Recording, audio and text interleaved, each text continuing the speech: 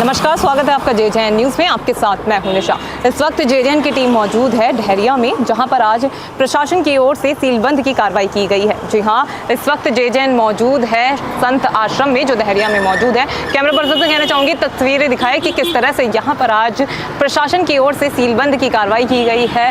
दरवाजे पर जो है वो ताला जड़ दिया गया है, उसमें सीलबंद की कार्रवाई जो है कर दी गई है। साथ ही यहाँ पर नोटिस भी जो है वो चस्पा यहाँ पर कर दिया गया है, जिसमें साफ तौर पर ये कहा गया है कि यहाँ पर जो सत्संग की गतिविधि यहाँ पर चल रही थी, उसको लेकर किसी भी तरह के वैध दस्तावेज जो थे वो यहाँ पर प्रोवाइड प्रशासन को नहीं करा पाए, जिसके चलते प्रशासन की ओर से ये कार्रवाई की गई। हालांकि इससे पहले प्रशासन की ओर से इनको अवगत करा दिया गया था, जिसके बाद आज ये कार्रवाई की गई है। साथ ही नोटिस में जब हमने पढ़ा तो नोटिस में ये बताया गया कि जब यहाँ पर मकान मालिक को और जो पूरा घर है, इनके जो मालिक हैं, उनको बताया गया कि प्रशासन इसकी कार्रवाई करेगा और इसको लेकर 14 तारीख से पहले अपना जो सारा सामान है वो बाहर निकाल लें, और नहीं तो जो भी कार्रवाई प्रशासन के दौरान की जाएगी उसकी पूरी जिम्मेदारी इन्हीं लोगों की होगी। और आज ये कार्रवाई की गई है। पीछे मैं आपको दिखाना चाहूँगी कि यहाँ पर फोर्सेस जो है तैनात की गई है। कैमरा पर्सन से कहना चाहूँगी पीछे की तस्वीरें दिखाए कि किस तरह से यहाँ पर फोर्सेस को जो है वो यहाँ पे तैनात किया गया है। लगातार जो प्रशासन है वो कार्रवाई करता हुआ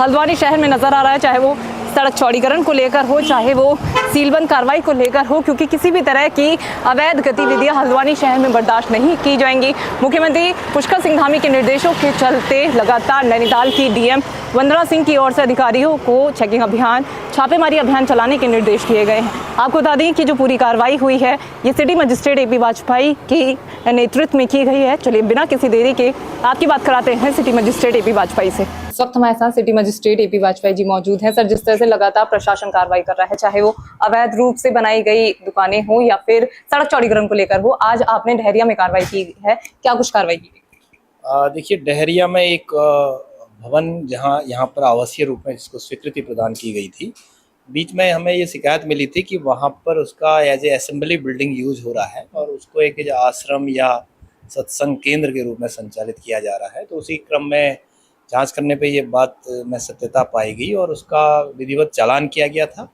और उसकी सुनवाई की जा रही थी। इसी दौरान ये भी प्रकाश में आया कि वहाँ पर काफ़ी बड़ी संख्या में लोग एकत्र हो रहे हैं और काफ़ी बड़ी संख्या में जनसमूह इकट्ठा होने से किसी प्रकार की पब्लिक न्यूसेंस ना हो और जो बेसिक सुविधाएं एक असेंबली बिल्डिंग के लिए आवश्यक होती हैं वो वहाँ पर मौजूद नहीं थी। जो निर्धारित न्यूनतम अहर्ता है, चाहे वो प्लॉट साइज़ की हो या रोड वाइंडिंग की हो, पार्किंग की हो, ये सुविधाएं न मिली। इसी को देखते हुए जो हमें रिपोर्ट मिली थी उसके आधार पर इसमें सीलिंग आदेश न्यायालय द्वारा पारित किए गए थे, उसी के अनुपालन में इसको आज सील किया गया है। तो ये जो कार्रवाई की गई, इसके बारे में पहले से उन लोगों को अवगत कराया गया था?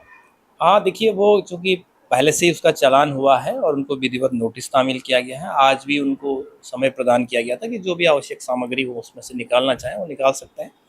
और चूँकि अभी उसमें केस न्यायालय में चल रहा है तो उनके द्वारा पैरवी भी की जा रही है, वो अपना पक्ष वहाँ पर भी रख सकते हैं। हल्द्वानी में बहुत सारी जगह है सर, आज तो डहरिया में हुआ है, बहुत सारी ऐसी जगह है जहाँ पे अवैध निर्माण किया जा रहा है। हालांकि प्रशासन कार्रवाई कर रहा है, लेकिन उसके बावजूद भी बड़ी संख्या में अवैध निर्माण किया जा रहा है। इस पर कब कार्रवाई करेगा कि कब हल्द्वानी में अवैध निर्माण बंद होगा? देखिए, इसके लिए एक तो पब्लिक अवेयरनेस बहुत ज़रूरी है। कई बार प्राधिकरण को लेकर भी कई बातें कही जाती हैं, लेकिन ये आवश्यक है कि पहले हम ये जान लें कि जो भूमि हमारी है उस पर हमें भौमिक अधिकार है या नहीं है, टेनेंसी राइट्स हैं या नहीं है। क्योंकि अगर भूमि आपके नाम पर नहीं है तो इसके बाद अन्य आप उस पर किसी भी प्रकार के लाभ लेने के एक तरह से अधिकारी भी नहीं है और पात्र भी नहीं है। भवन अनुज्ञा या किसी भी प्रकार का कमर्शियल आप कुछ निर्माण कर रहे हैं तो उसके लिए जो भी प्राधिकरण में आप अनुमति प्राप्त करेंगे उसके लिए ये आवश्यक शर्त है कि वो भूमि आपके नाम होनी चाहिए।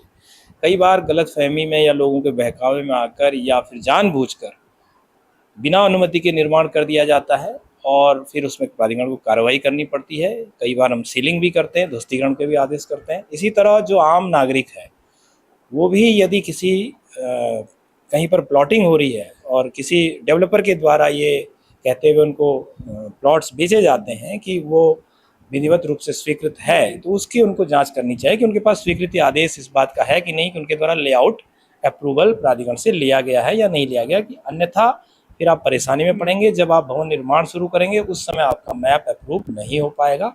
तो इसके लिए जागरूकता बहुत जरूरी है। Thank you. तो देखा आपने, आज हमने आपको दिखाया कि किस तरह से आज प्रशासन की ओर से डहरिया में एक भवन को सील किया गया, जिसमें बिना किसी परमिशन के सत्संग आश्रम जो था वो चलाया जा रहा था, जिस पर प्रशासन ने कार्रवाई करी और उस भवन को सील कर दिया। साथ ही हमने जानकारी ली सिटी मजिस्ट्रेट से कि क्या कुछ कार्रवाई की गई है और किस तरह से जागरूक लोग हो सकते हैं। उम्मीद करते हैं आपको हमारी रिपोर्ट पसंद आई होगी। अगर आपको ये हमारी रिपोर्ट पसंद आए तो हमें कमेंट कर जरूर बताएं। फिलहाल इस खास ग्राउंड रिपोर्ट में इतना ही। मैं निशा अपने सहयोगी राहिल के साथ JJN न्यूज़ हल्द्वानी। नमस्कार।